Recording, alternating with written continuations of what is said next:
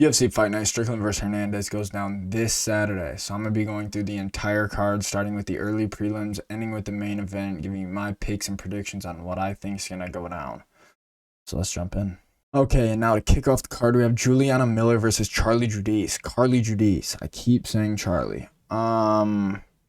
This is going to be domination. I really like Carly Giudice. I think she's really good. I think see 5-2, and obviously when you see that in a young women's prospect, it's like, yo, she has 2 losses on her record. She's not going to be there. I think both of those losses that she had, I think she won both of them. I think the first one came on the Contender Series, and then her first was in the debut, or her second was in her debut. But I think she won both of those fights. I can't lie. She's really crisp, really great stand-up. Haven't had to see her fight off of her back a whole lot yet in her career. And I don't think Juliana is going to be one of the person or be the person to make her fight off her back. I'm not very high on Juliana Miller. Similar in age, both young for MMA, but Juliana Miller, her striking defense is pretty abysmal. She's kind of just like a grinder. Like, she's just a talentless Joanna Jędrzejczyk, I guess. I guess you could say. But she's been finished before in her career by people who I think have less stand up than Carly Giudice. So keep this pretty short and simple. I'm gonna take Carly Giudice in this one. Moving on, we have Jordan Levitt versus Yair Delvey, the Monkey King. Jordan Levitt. I do like him. Not because he's a great fighter. He is a good fighter. Don't get me wrong. Extremely unorthodox. Great ground game. Is watching him versus Chase Hooper on the ground. That was genuinely like one of the more entertaining like grappling scrambles that I've got to see. When it's just like purely jiu-jitsu scrambles, like. That was sick to see. And then Yair Delvey, on the other hand, we have only one fight in the UFC. Or no, he has 2. But last one against Isaac Delgarian. Who knows what really was going down? Who knows who would have actually won that fight? Now that they're pressing gambling situations a lot more. But this is going to be one-way traffic again, I think. Yair Delvey, he's good. He's got power. He's very well rounded. He can end a fight wherever, not wherever he wants, but on the feet or on the ground. He can get it done both spots. But he does jump for guillotine a lot, which I don't love, especially against a jiu-jitsu guy. But outside of that, his pressure on the ground is really good. He's got good straight punches. He's got power on the feet. And I don't think Jordan Levitt's going to be able to pull him into that firefight on the feet because Delvey, he can kind of let his hands go and kind of get a little sloppy, get into those firefights. But I don't think Jordan Levitt's going to be one of those people that's going to pull that out of him. So both of these, I think Carly Giudice is like minus 900 or something like that. And then Yair Delvey is like minus 400. So not a whole lot of odds unless you're getting specific on these 2 fights. So, gonna move on. This is actually really interesting. Phil Rowe versus Jean-Paul Lesbignani.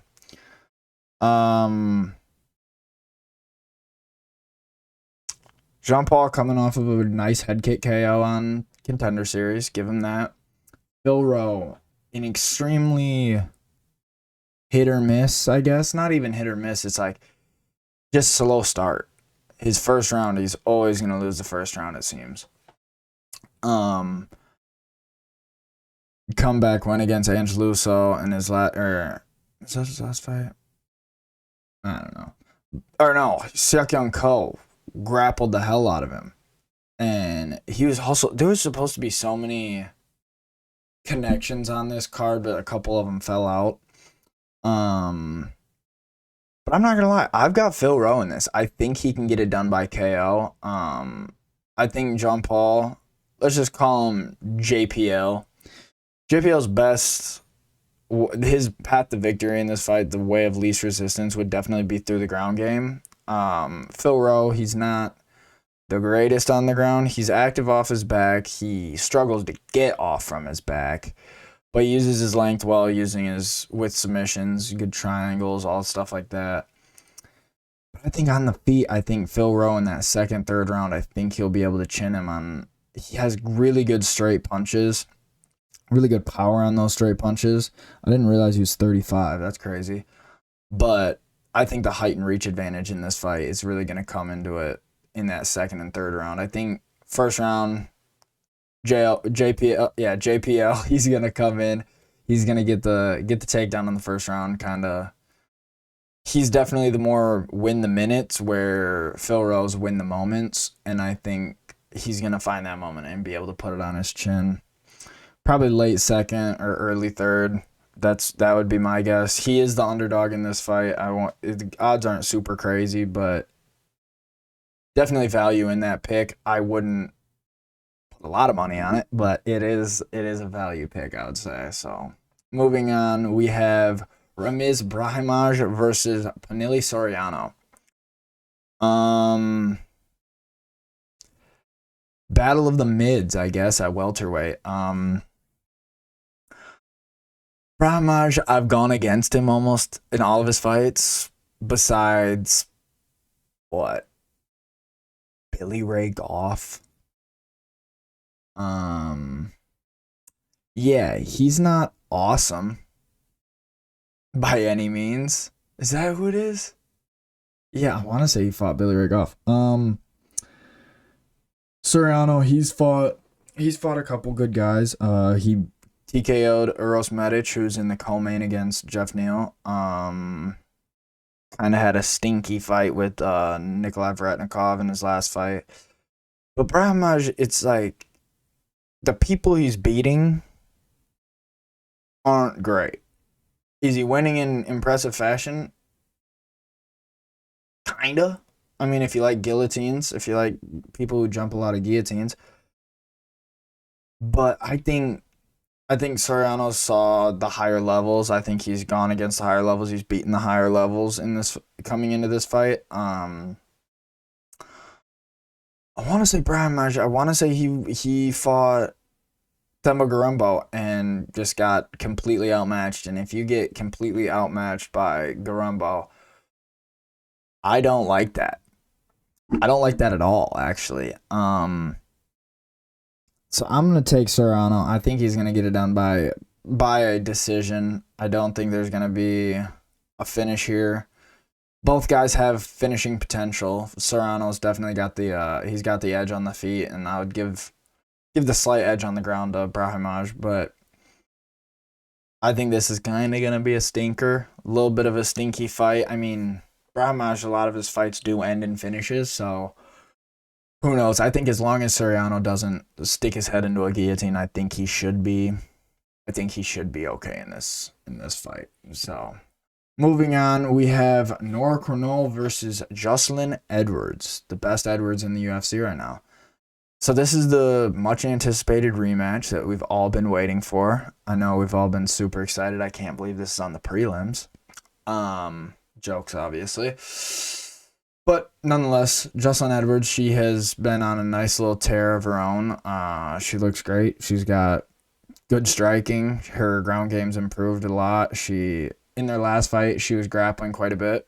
But I think this time she's just going to be younger. She's the younger, fresher fighter. She's more active. I think she's capitalized on everything that she lost in that first fight. And I think Nora Cornell's kind of just hanging on to whatever she did have, where Jocelyn Edwards is surpassing everything.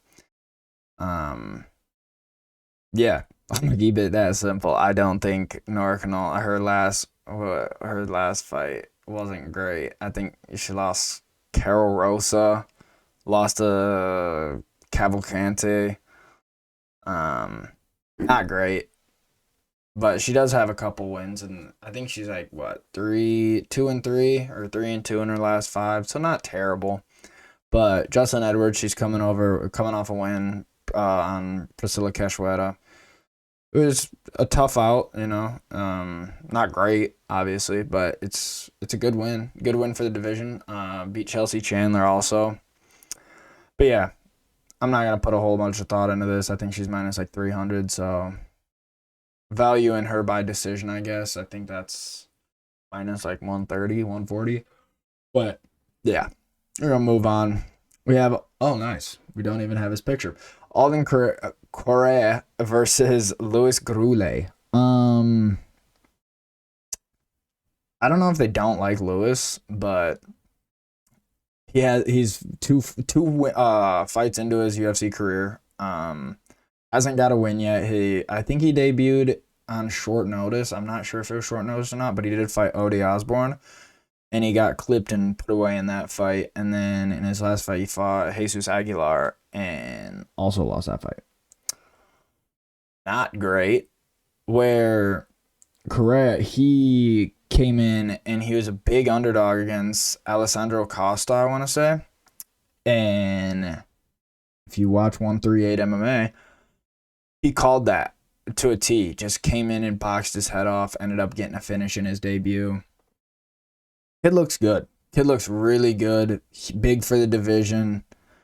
I think it's gonna be kind of the same thing. I think he's kind of gonna box his head off. Grule, he's tough though. He's really durable. He's forward pressures there. Works well going to the body. Uses the cage push pretty well. But I think Perez, this is just another stepping stone for him to get up. I would have seen. I think Costa's possibly better than Grule, but neither here nor there. Decent odds, not crazy. I want to say he's like minus 200 something, maybe more. But Louis Grule, tough out. It's gonna be a scrap for sure. But I've got Alden Correa. Moving on, we have Odie Osborne, who chinned Louis Grule, versus Libby Idris.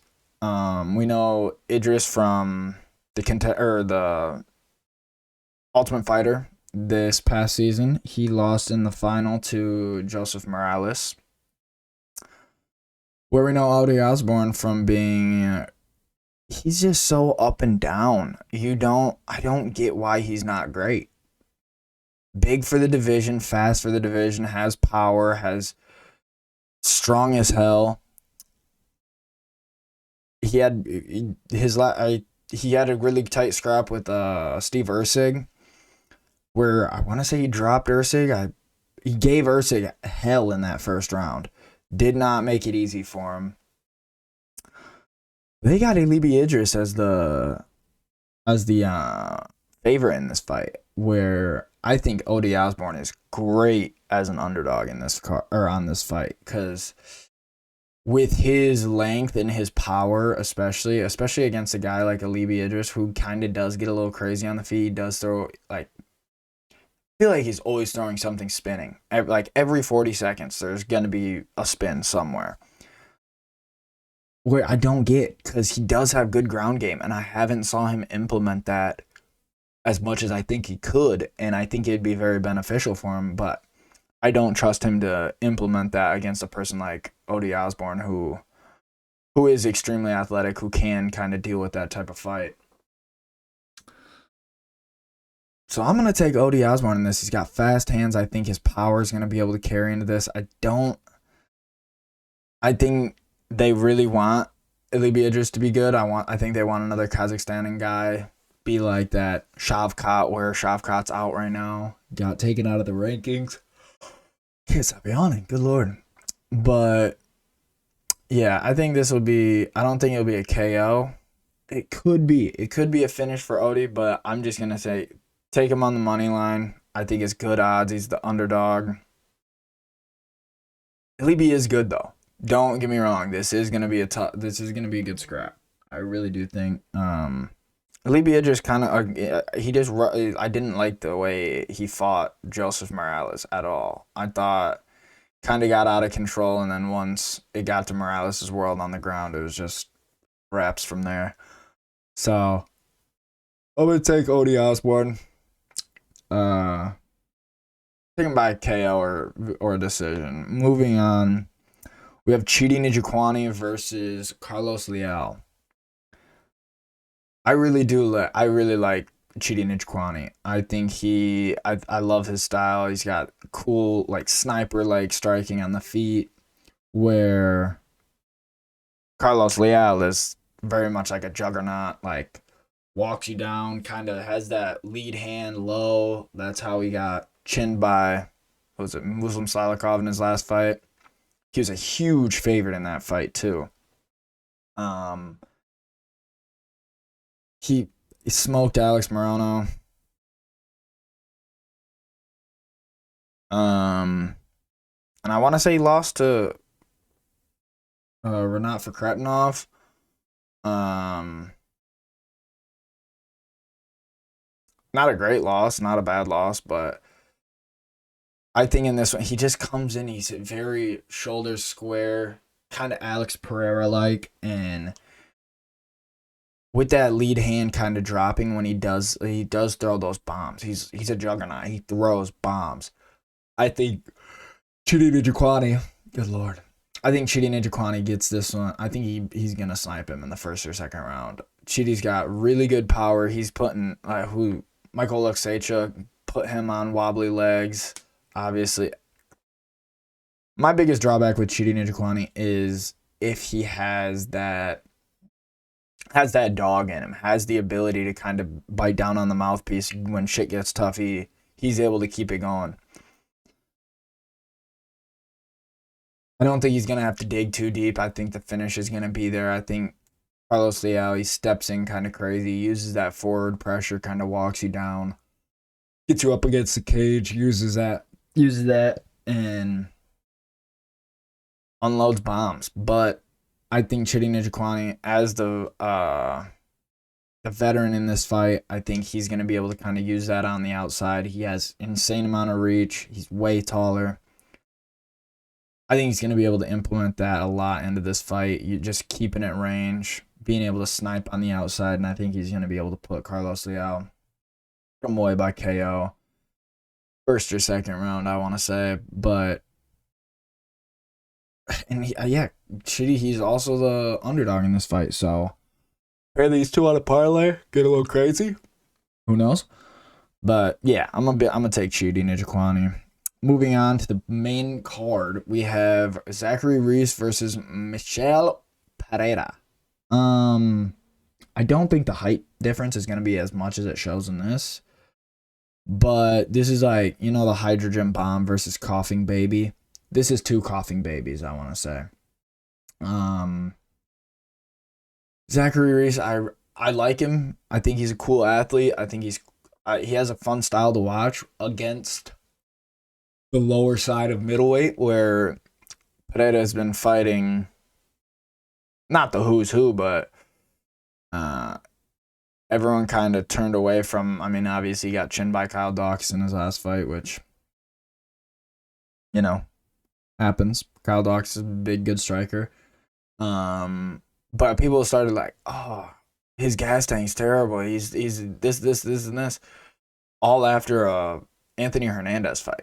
It's like, yeah, that's what Anthony Hernandez does. He puts the pressure on you. He puts the grappling pressure on you. And yeah, he just gasses you out. Whereas Zachary Reese, he's got slam KO'd by Cody Brundage. Got KO'd in the guard by Azamat Bakoev. Took a mean elbow from the ref. But even in his wins, like, he goes to a decision with Dusko Todorovic. I don't love that, because Dusko Todorovic is finish or be finished, and somehow he went to a decision. I think Michel Pereira, I think he smokes him. I think he's gonna chin him first or second round. He has really good power in his straight punches. He does a lot of that capoeira, that dance around, do the crazy footwork, and then he throws that hard straight right down the pipe. I think the hydrogen baby, let's call him that, not the hydrogen bomb. The hydrogen baby is gonna beat the coughing baby in this fight. So moving on, we have Jacob Smith versus Josiah Harrell. Real ones know Josiah Harrell. He was supposed to fight JDM a couple years ago, but fell out because of like I think it was like heart or brain issue. Which just sucks when guys like that. He's been on the regional scene. He's 11-0. He has solid wins. I mean, he beat Melvin Gillard on regional scene. Uh, it just sucks to see his debut that he actually gets in the UFC has to be on short notice against a guy who's also 11-0, who's on a tear. And I'm not gonna lie, for Jacob Smith or Jacoby Smith, I was taking Seokyoung Ko to beat him before he pulled out and they had to get Josiah to fill in. I think he's kind of just the better version. But for Josiah, I just think it's short notice. He's the smaller guy. It's everything you don't want for a freaking UFC debut. I don't understand why they keep doing this to these guys. Like, hey, you're a great prospect that we've looked at to bring into the UFC for these past couple of years. So can you step up against this really good up and comer on 2.5 weeks notice? That sucks. Like that's terrible. That's terrible to do to someone. He's only 27, so he does have time to bounce back. And usually after fights like this, when they do lose 90% of the time, they give him another shot. They don't just, oh, you lost one, you get cut.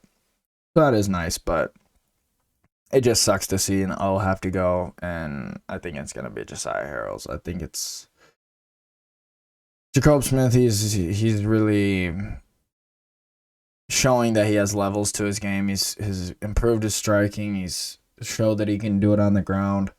Very athletic. Just sucks to see Josiah get slimed out like this. But moving on, we have Sergey Spivak versus Ante Delija. This is fun. I like this for heavyweight. I don't like Sergey Spivak very much, but I've got Ante Delija sliming this little fucker out. I think he's going in there. He's going to use that forward pressure that heavyweight is just lacking throughout the entire division besides Josh Hockett. Ante Delija, I think he's going to walk him down, put that pressure on him, and just open up on him and pretty much do what he did to Waldo Cortez without the eye poke. Obviously, that's tough. Tough to get your first loss in the UFC off of a TKO like that, but think you have a finish. Huge adrenaline dump. It just kind of sucks. But Sergey Spivak on the other end, if his path to victory in this is definitely through his grappling. He does have, for heavyweights, he does have really good grappling. He uses the cage push well. But Ante Delija, he kind of showed in that Marcin Tybura fight and a little bit in that Waldo Cortez Acosta fight that he can move really well on the outside and kind of keep his back off of the fence. And I think that's going to work a lot, or like work really well for him in this fight. I really hope he chins him. We need knockouts in the heavyweight division, not in the Waldo Cortez Acosta versus Derek Lewis type of knockouts. We need people getting slimed out again. Ante Delija, you're here to slime people out. I love that you come in at a weight that's not a weight that you're athletic at, a heavyweight. I like that heavyweight gives people the availability to kind of have that range where pick the weight where you're going to be the best at, pick the weight that you're going to be the most athletic that you feel. Where guys like Spivak, obviously, he's like 250, 260. He's coming in at like 240. Guys similar to like Jailton Almeida. Fuck Jailton Almeida, but you have to respect the fact that his physique for heavyweight is him, Cyril Gane. Those are the top two when it comes to having an actual physique. Ante Delija doesn't have a shredded physique by any means, but in comparison to Sergey Spivak, looks like he takes care of himself. I I think it's gonna be first round TKO. He's too quick, got power in his hands. I think Spivak is very reliant on that ground game, and I think Ante Delija will be able to kind of withhold from that, be able to kind of defend the takedowns. But yeah, moving on, we have Danny Ige versus Mikos Acosta. This is a really freaking tough fight to call. 'Cause I really like Costa. I really do. He's been on a tear. Ever since he got, I think he was TKO'd by Garcia. Dan Ige, his last performance, just I don't understand. Pitbull's not great. Pitbull's not that good, and he just couldn't figure it out. It was a puzzle that he just couldn't figure out.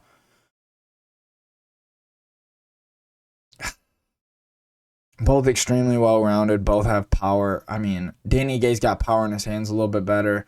Miguel Acosta, he uses his kicks very well. Kicks at all three levels, the legs, body, and head. Uses a good front kick. Uses knees up the middle really well. This is a tough one. They got Costa as the favorite in this, so I'm kind of leaning towards Ige just for the odds, but it's tough. This is a really tough one to call. I'm leaning towards Danny Ige. He's been fighting at that upper echelon. I didn't love Mikuzel's fight against Julian Erosa, who happens to be Danny Ige's teammate. You got to be putting those guys away. I think him putting away Morgan Sherry, I don't think, obviously, you get a big knockout win, you get a bigger fight. But if you take away, if he were to just have won by decision against Morgan Sherry, I don't think he would be in this big of a fight. Obviously, 4 or 5 fight win streak he's on. Super impressive. But this is the level that Danny Ige can really thrive on, like the Sean Woodson level fighters, like guys that'll get into the top 15, but like the highest they'll get is like 12, like 13. That's where they like cap out in the rankings. I do think Miguel Acosta could be ranked eventually, especially if he gets through Danny Ige. Get him a top 10 matchup, get him in that 10-9 spot. But I've got Danny Ige in this one. I think he might be able to catch one of those kicks and kind of use that dirty boxing, get in close on him. But yeah, this is a super close fight. Big toss up here.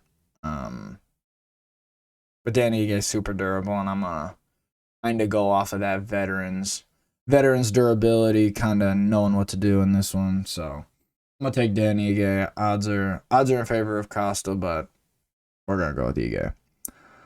Moving on, we have Jeff Neal versus Uros Medic in the co-main event.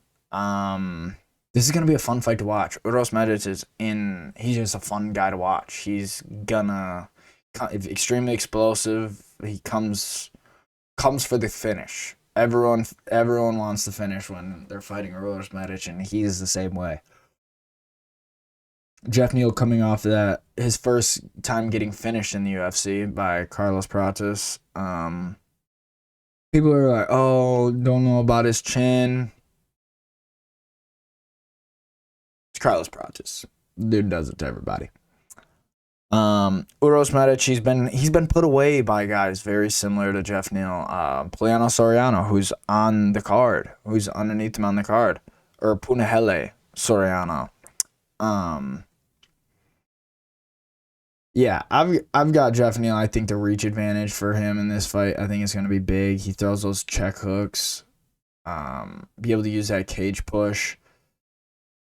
I think this fight will definitely not go the distance, but I definitely think Jeff Neal has the ability to KO him in the first or second round. I mean, either guy has a KO chance in this fight. Uros Medic he's a great striker. Great striker on the feet. He just gets a little bit wild. Where Jeff Neal, he's been here. He saw the top level. This is a big step down in competition for him.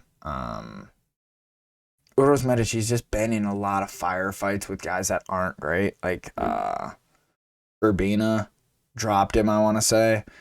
That's just not good to see. And, this is the first time we've saw Jeff Neal really get finished, and it obviously was in devastating fashion.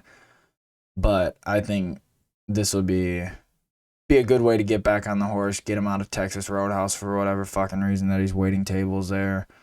But yeah, move on to the main event. This is nuts. This is truly one of the tougher main events we've had to pick. Obviously Gaethje Pimlet, we all got tricked. We all were bamboozled. But yeah, I've got Strickland by decision. I can't lie. I think Hernandez. I see that tummy. I see those unlocked abs. And I see that teep. I see that teep up the middle from Sean, and I see that landing all night. Obviously we know what both of these guys can do. Sean Strickland, jab and teep you to hell. It'll be a boring fight, but he's just gonna walk you down, put that constant forward pressure on you, and just not let you breathe the entire fight, essentially. Where Anthony Hernandez, he's very high pressure. That's what's gonna be fun about this fight is we have a main event where both of these guys are very high pressure, break you. That's what they're trying to do. They're trying to break you fighters, and I love that about this fight.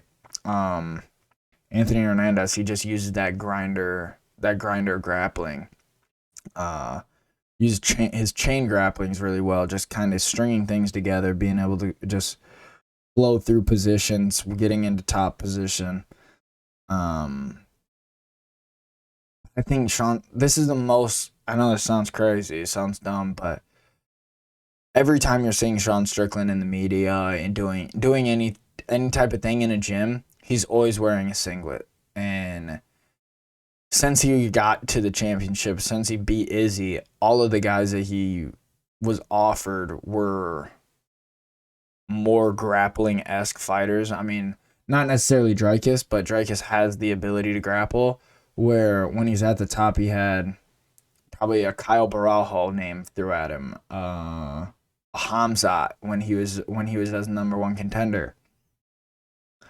And just with those names up at the top of the mix, and obviously Anthony Hernandez, who's been on a tear, I think that's made him implement grappling and wrestling more into his training camps.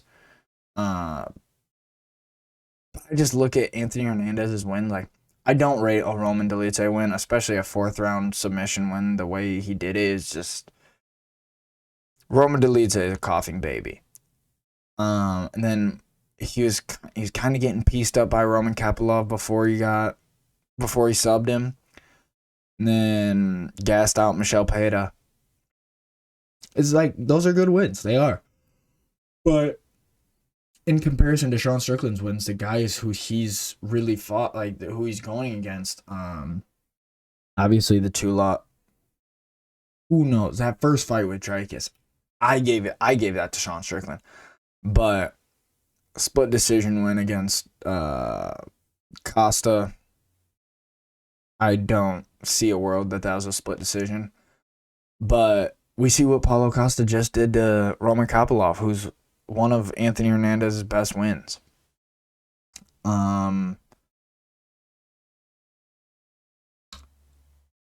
It's tough to compare resume because Sean Strickland does have the upper echelon that he's fought, and he has been up at that top level, where Anthony Hernandez this is his fight to break into that top level of guys. But I just think Sean Strickland, the pressure, the constant just walking you down, just annoying, just jab in your face, jab, jab, jab, right hand, jab, teep, jab, teep, jab, teep, just walk you down the entire time.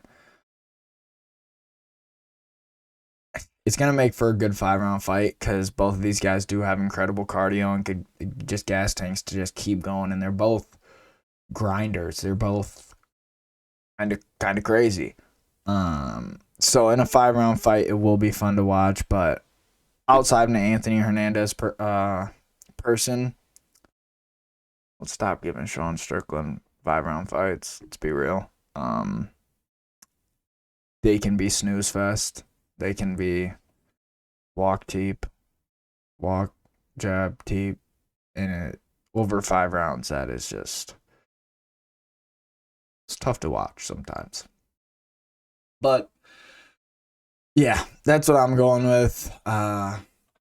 Goes down Saturday. Prelims start at 5 o'clock. Main card starts at 8 EST.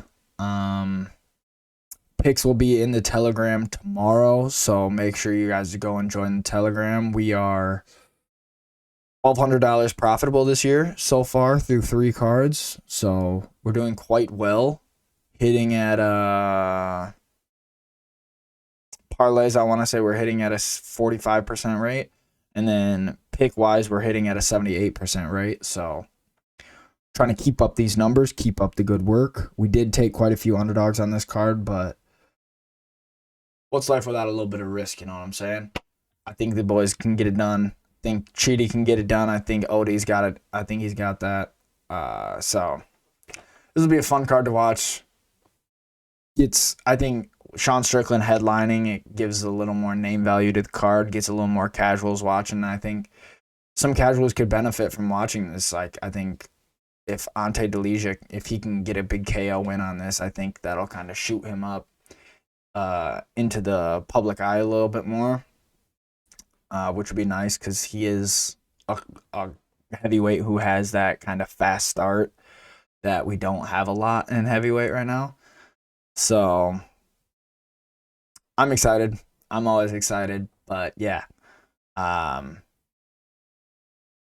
the Instagram, Devio MMA. Join the Telegram. It's Devio Picks on Telegram. Picks will be dropped Friday in there. So other than that, like, subscribe, drop a comment, let me know what you guys think. See if you guys disagree with anything that I say. But yeah, I'll catch you guys on Sunday for the review video that will come out. So catch you then.